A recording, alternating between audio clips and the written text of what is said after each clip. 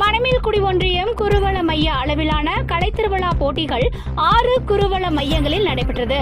புதுக்கோட்டை மாவட்ட முதன்மை கல்வி அலுவலர் சண்முகம் அவர்களின் வழிகாட்டுதலின்படி மணமேல்குடி ஒன்றியத்திற்கு உட்பட்ட அரசு ஆண்கள் மேல்நிலைப்பள்ளி மணமேல்குடி, அரசு மேல்நிலைப்பள்ளி கட்டுமாவடி, அரசு பெண்கள் மேல்நிலைப்பள்ளி அம்மாப்பட்டினம், அரசு மேல்நிலைப்பள்ளி கோட்டைப்பட்டினம், அரசு மேல்நிலைப்பள்ளி பெருமருதூர் மற்றும் அம்பலவானேந்தல் ஆகிய 6 குருவள மையங்களின் தலைமை ஆசிரியர்கள் அந்தந்த குருவள மையங்களில் தொடங்கி வைத்தார்.